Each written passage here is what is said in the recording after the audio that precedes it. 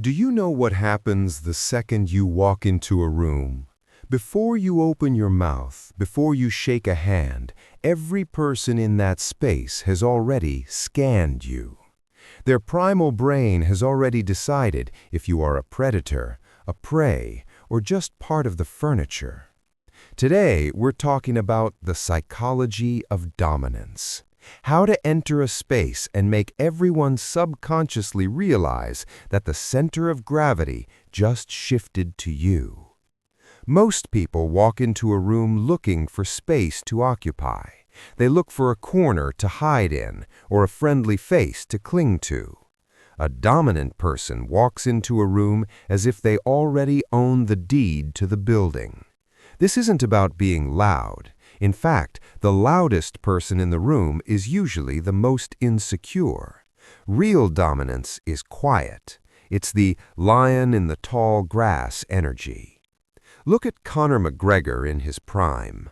Whether he was wearing a $10,000 suit or just his fight shorts, his posture screamed one thing: "This is my house."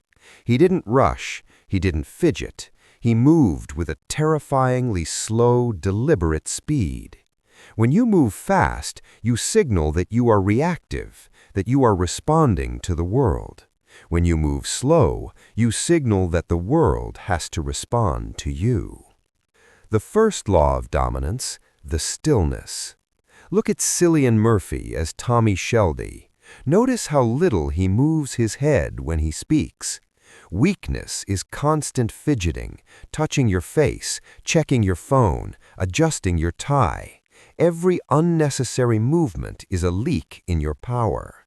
If you want to dominate, you must become comfortable with the uncomfortable stillness. Let others fill the silence with their nervous chatter.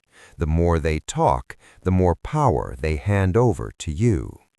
The second law, the occupation of space. Dominant people aren't afraid to take up room. They sit with their arms spread. They stand with their feet shoulder-width apart. They don't shrink when someone walks past. Look at Arnold Schwarzenegger. Even in his 70s, he enters a room and expands. He doesn't ask for permission to exist. He just exists, and the room adjusts around him. But here's the secret: the frame. Every interaction is a battle of frames.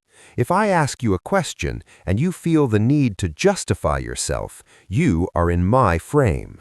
If you make a joke at my expense and I laugh, I've entered your frame.